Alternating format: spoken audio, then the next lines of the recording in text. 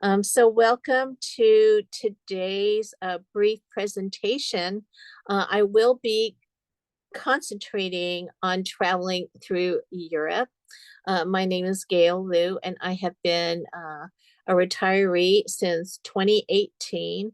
I am a retired pharmacist from UCSD Healthcare Systems at the at the Hillcrest Hospital. I've been working there as a pharmacist in various areas for 30 years. So with that, let's begin the talk. So next slide. So the first thing I wanted to go through is this is going to be a brief outline about today's talk. We'll cover first things first, and then we'll go on to this new topic called ETIAS, and what is that, and what does it have to do with Europe? Then I'll end up with going through Europe, visiting multi-countries of Europe as one strategy to visit Europe. And then the other strategy is just to concentrate on one country. And then we'll end up with a summary and open it up to discussions with people sharing their own experiences about traveling to Europe. And hopefully we would love to hear what you did, where you went to, and some interesting stories that you had when you were traveling in Europe. All right, next slide. So here are the very first things that you should all know by now. And we've had some talks previously regarding travel tips like insurance. But of course, be healthy. That is so important to enjoy your time over there in Europe, whether it's a leisure visit or one that's involved with a lot of sightseeing and physical activities like walking or hiking. Another aspect of being healthy is to make sure that you are fully vaccinated, especially given that COVID is still amongst us. So make sure you're up to date with your vaccinations. And there are other countries that want you to have other vaccines, but Europe is probably the most relaxed regarding your everyday run-of-the-mill vaccination records. It doesn't include malaria and yellow fever and other vaccinations that you need to get if you are traveling to countries like India or any of the countries in Africa. Of course, check your passport. Make sure your passport is at least 6 months good before it's expired. And if not, please get that ready, because there are some countries that may not let you in if your passport is going to expire. So double check about your passport expiration. There are issues with getting your passport ready. So go to the passport website to make sure that the expected turnaround time is acceptable within your time frame of your travel. Thirdly, is your TSA and global entry. If you don't have that, I highly recommend that. If you are an avid traveler, to go ahead and get that application going with your TSA and global entry. I did my global entry renewal, and it was $100. And it did take a while to get it. It took there are some obstacles. For me, I could not get an appointment, so I had to actually get my interview done at an airport that was able to pass my global entry prerequisites by doing the interview at a airport that had international flights. And I did that when I went to Iceland in Seattle. So there are ways to get your global entry interview done. I don't know if the backup is as severe as it was a couple of years ago, but maybe people can share their experiences if you do have your global entry. And the advantage of global entry, it's quick through the checkpoints of when you're returning back into the United States.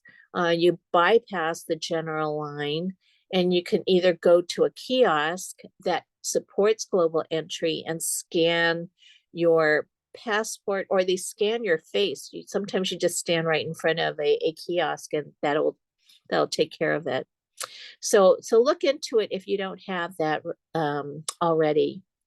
And of course, check the travel advisories about the country or countries that you will be visiting. There are different levels of security, levels 1 through 4.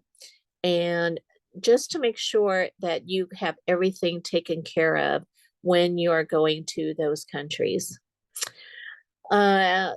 This is an old picture that I took of the Grand Canal back in 2005. This was from a cruise that I went on in Celebrity. And so we arrived in Venice, and I'm surprised how well that picture turned out. That was taken with an iPhone. So anyway, for people who've never been there, you can see the bridge is oh, no, I can't remember what that bridge is called. It'll come to me later, but feel free if people know what that bridge is called. All right, next slide. So the ETIAS, it's the European Travel Information Authorization System. And if you go to that website, what has begun is that in mid 2025, it has not begun yet.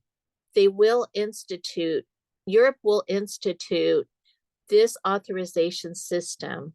And what it is you go to the website, apply on their website, and these 30 countries that you see below are participating in this authorization system.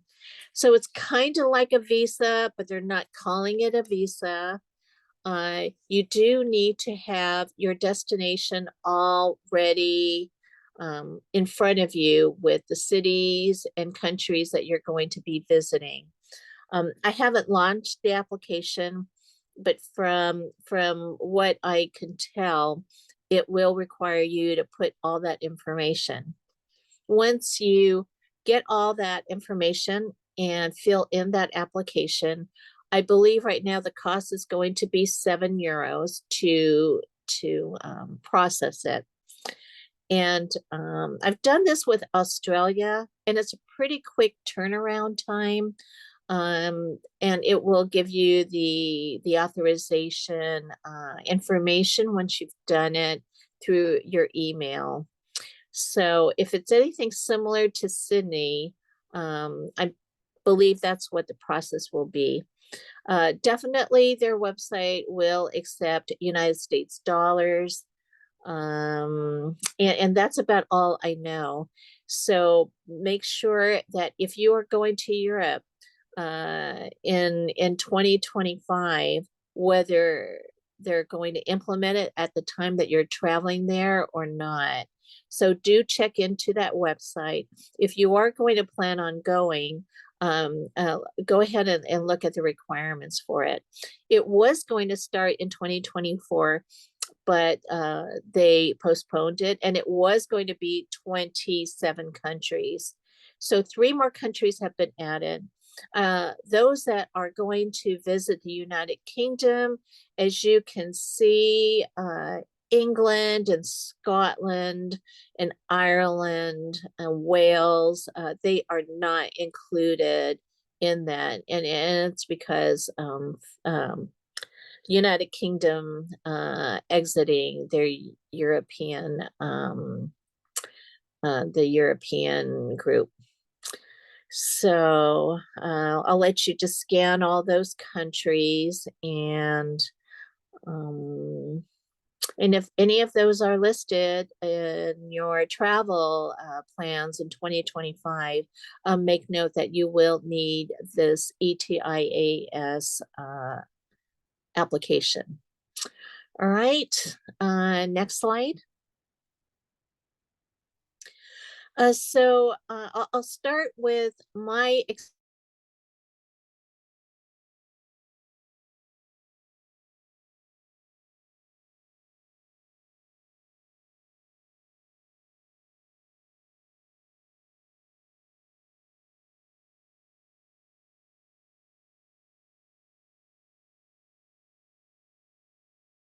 experiences of traveling through. Remember that movie, If It's Tuesday, 30 countries.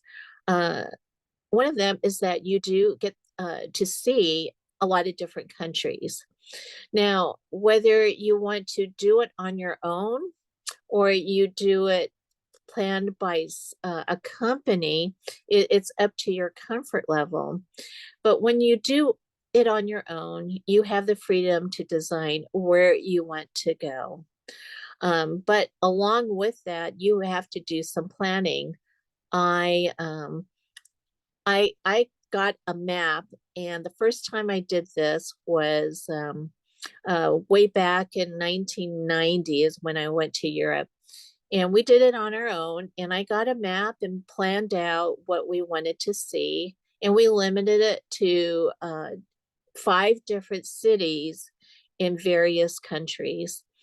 So plan on what cities and where they are located that you want to see, and then think about the type of transportation that you will have to think about as you maneuver from city to city, whether it be driving, a Eurail pass, different trains that you can use without the Eurail pass, and ferries to shuttle you back and forth.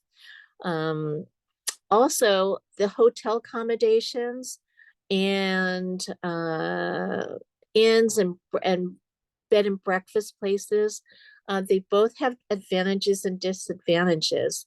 So with hotels um, like the Hyatt and the Hilton, those are located all over Europe. But there's something special about traveling to Europe when you are focused on the different modes of accommodations, like the bed and breakfast, which are really wonderful.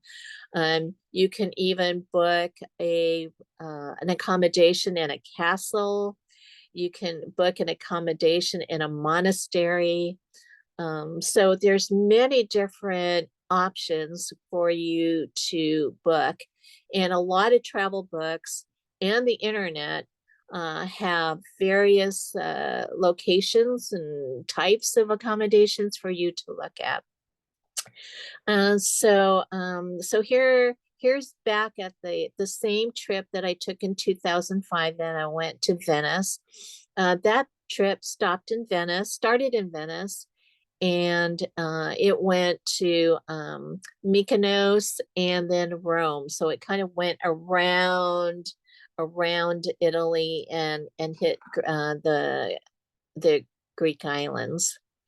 So for those of you who've never been there, Mykonos has the windmill that you see, and so does Santorini. The upper right is the Colosseum. Underneath the Colosseum is Santorini, like an aerial view, vantage point of Santorini. All right, next slide. So getting back to multiple countries, So the UCSD Retirement Association has had a speaker regarding descriptions of planned tours. And you've probably gotten brochures from the UC Travel describing what their guided tours are like. So the guided tours are wonderful because if you're a lazy traveler and don't like to do all that planning, this is a great option for you.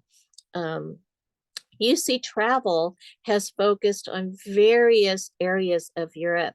They've gone to Iceland last year, Europe, the United Kingdom. So there's many choices, and they focus on a small group, which I highly recommend. All your accommodations are taken care of, and I don't know if travel your airline ticket is also included, I believe. um, so other companies other than UC Travel are AAA, OAT, and of course Rick Steves.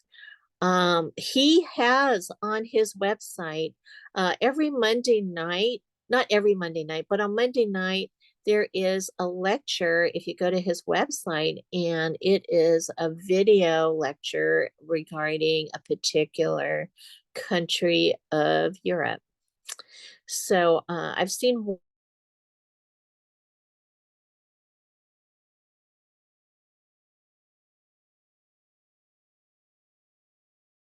one. I think they're pretty good. Very friends for everyone if they want. Cruises and river cruise companies offer another way to see multiple countries.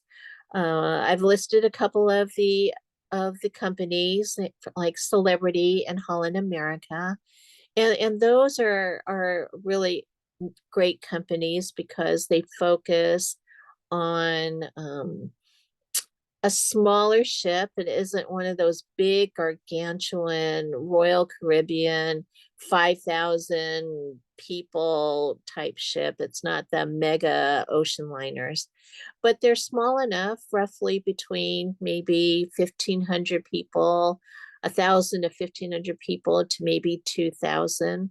And the ports that they choose are beautiful destinations, and there's a lot of educational itineraries that they go when they stop at each port. Um, so those are really good experiences. I did take one through the Mediterranean, like I showed you, and I want to one in the Baltic area as well.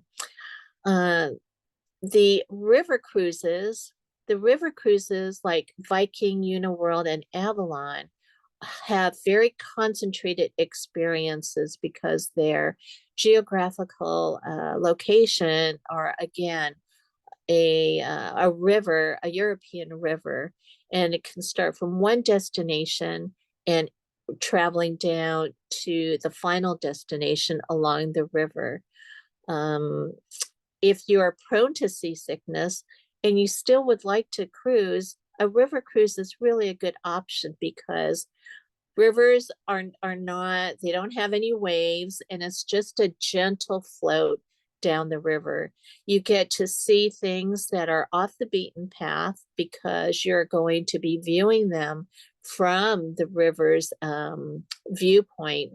And for instance, the Danube, loaded with castles along the river cruise, along the riverbank. And when you stop at the designated cities and towns, there's a lot of educational experiences that each of these companies offer, and an up close personal view of the area, with history, with religion, and sometimes you get a chance to visit a family who will show you the local culture and the local foods as well.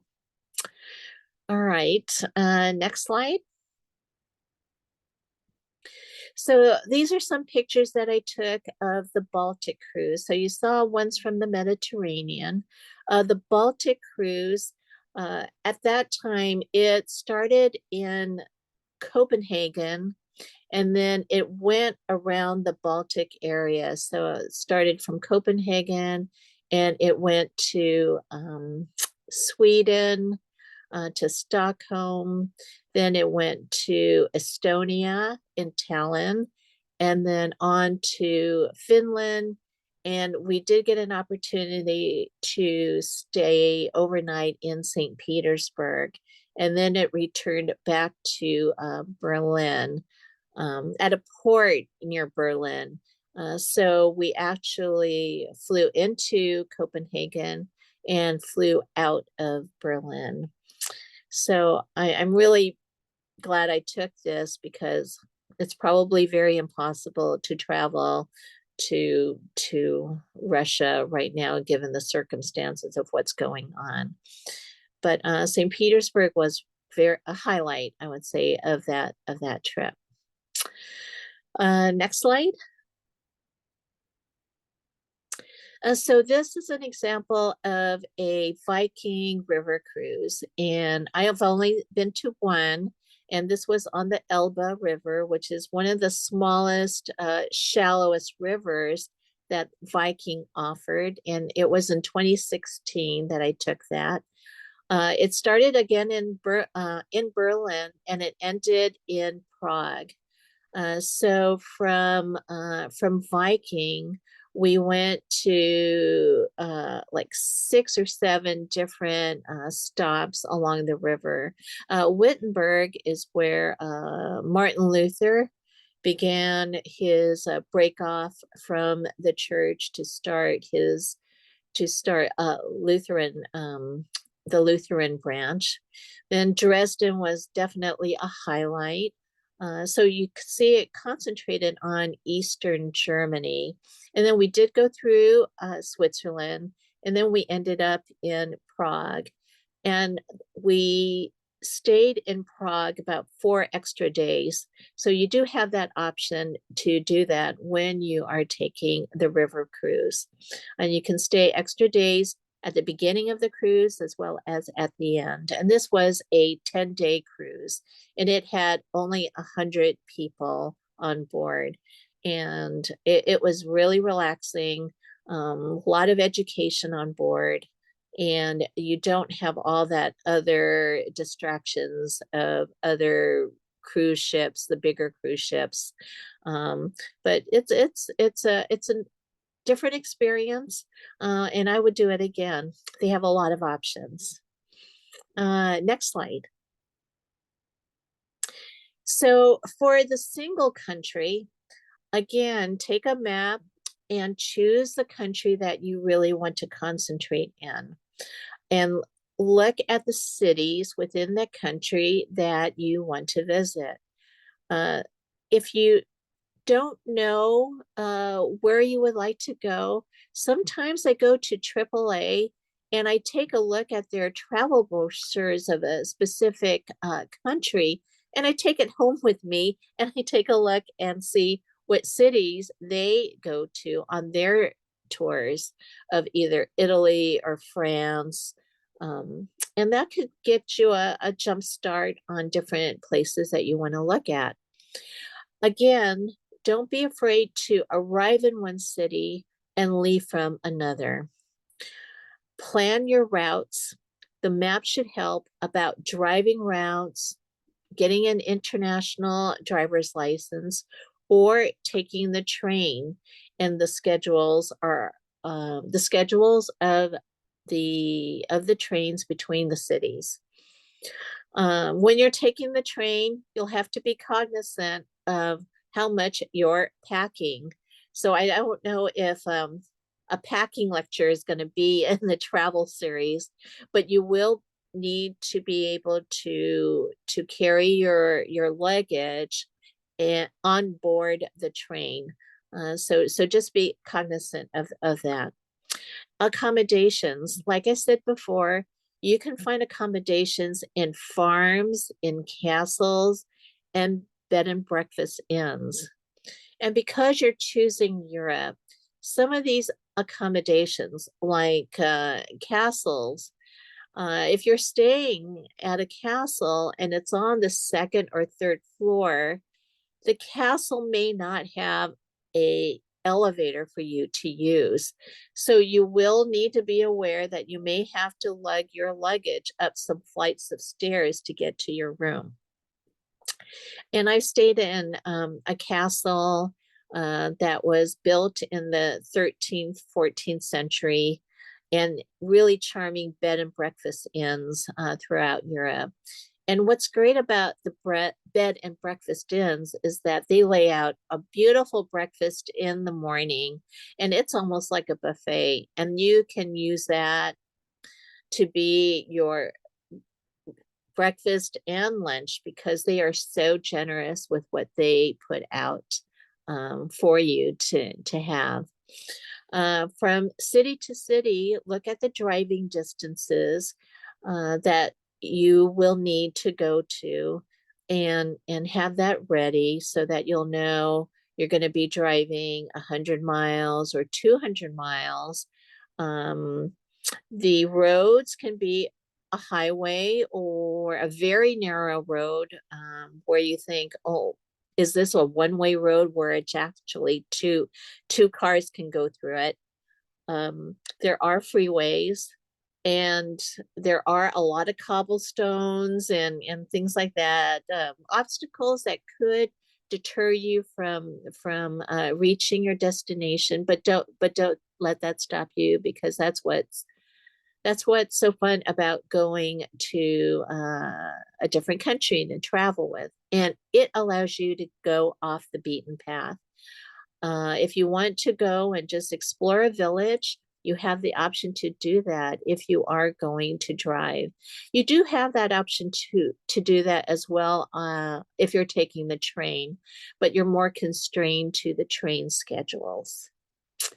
All right, next slide.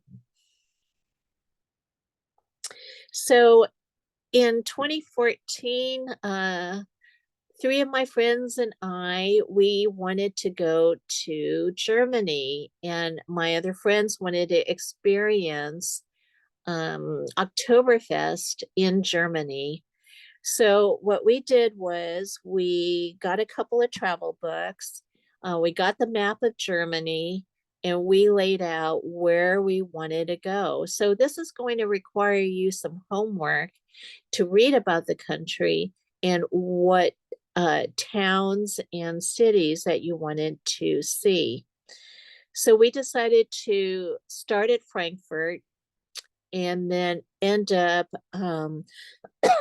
leaving out of Munich because that's where the biggest Oktoberfest is in Germany. But Oktoberfest is celebrated throughout all these places in Germany. And my favorite was in Würzburg. It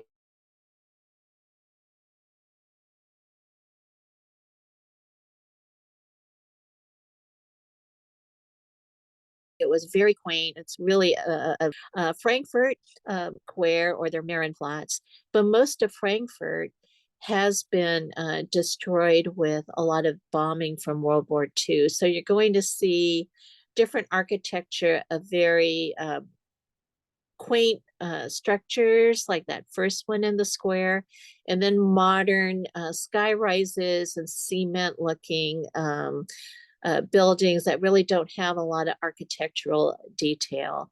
Würzburg was spared a lot of bombing from World War II, so it really had a lot of charm and um, charming notes in their village. Of course, Nuremberg did have some destruction. Rothenburg, the town, the bottom second with the yellow buildings, a medieval town, a medieval village. Oh, excuse my cat keys. Middle a medieval village, and it is surrounded by a wall, and it actually was spared a lot of destruction.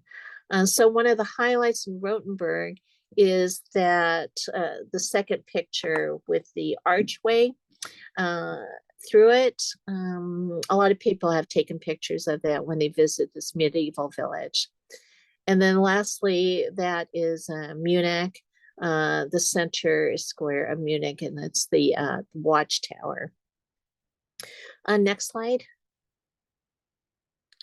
So my latest trip was to Iceland in June, and I took a zillion pictures of Iceland, and we looked at the map again, and we rented a all-wheel drive car, and we drove along what they call the ring road.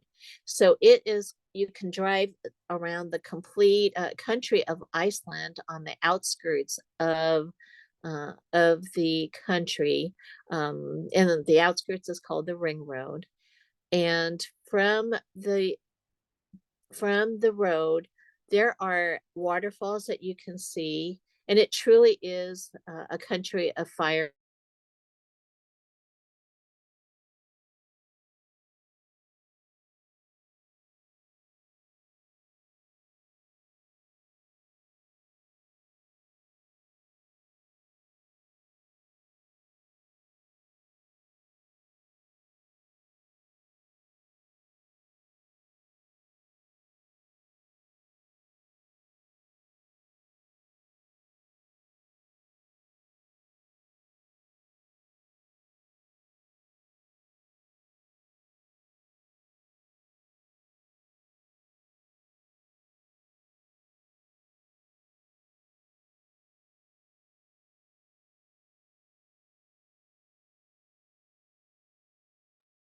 I think we lost her, but she should be back soon. She cut off there for a while. Oh, and Nancy put in the chat that was Ponte Rialto, probably in Venice. Was that the bridge, Nancy? Yeah. Yeah. So actually, I was glad that you said that something that we lost her, because I thought it was my single lost her. So I couldn't hear the last part of what she was saying, and then I thought, oh, I don't know. Yeah, she cut off, but I'm sure she'll join us. Have any of you been to Europe? I think a lot of you have. Do you want to share any of your favorite places? Or have any of you been to Iceland? I know that that's what she was talking about just now.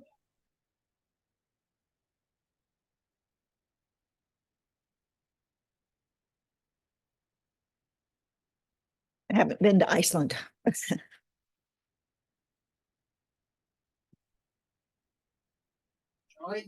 It looks beautiful, so I feel like it's a great place to go. Yeah, yeah. I didn't realize you could actually get a car and drive around the whole island. That's great.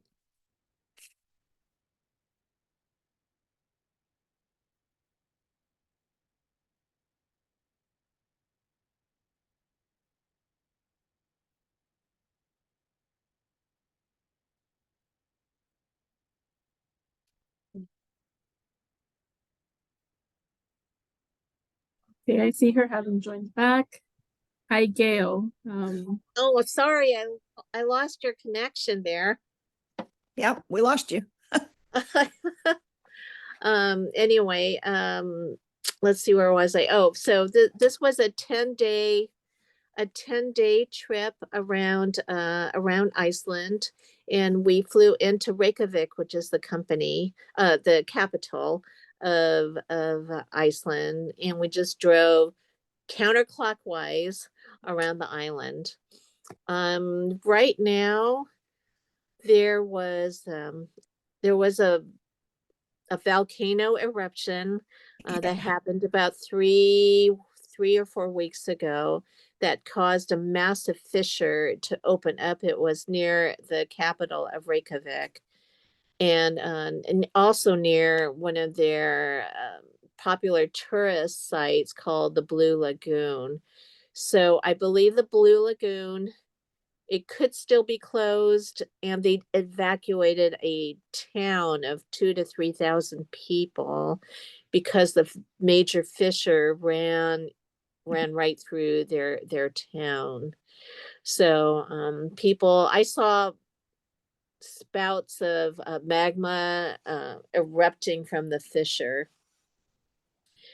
So whether they are taking tourists or will be taking tourists, I don't know. I think it's settled down right now.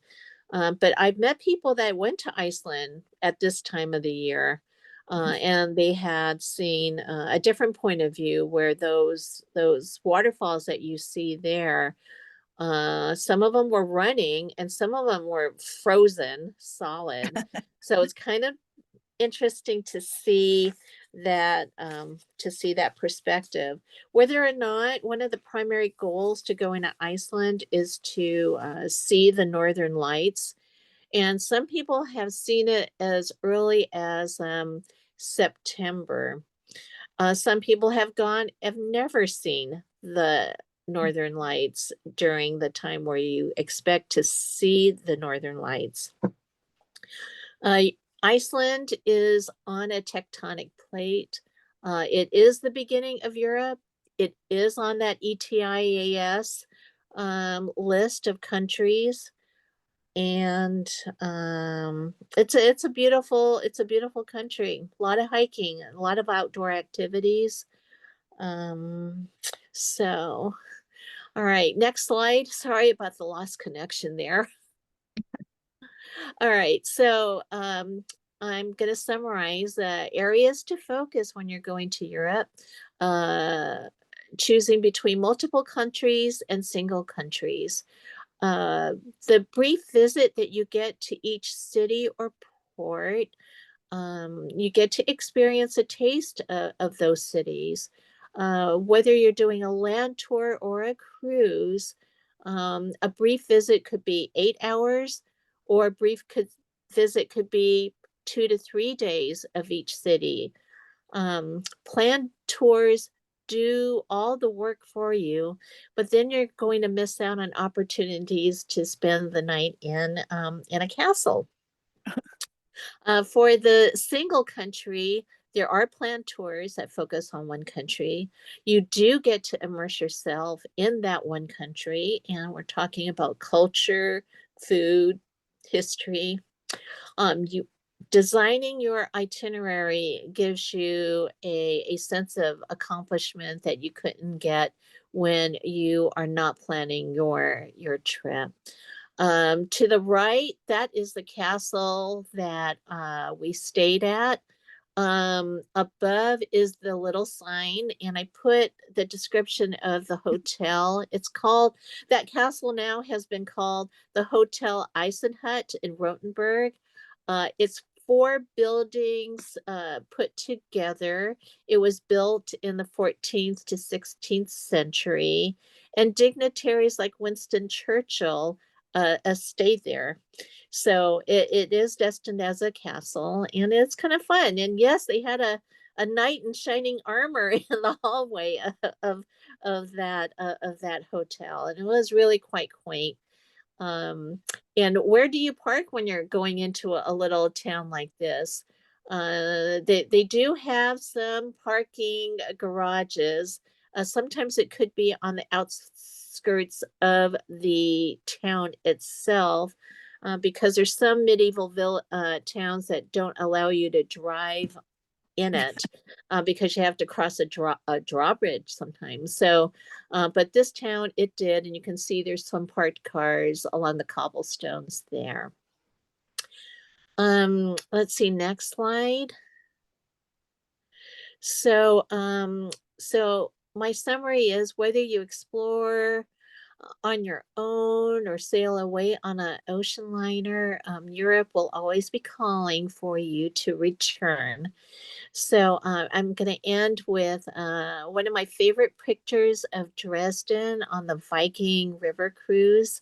Dresden is very, very beautiful. Um, and those are some pictures of some of the river boats that are down the Elbe River. All right, I think that is it. We'll go to gallery view.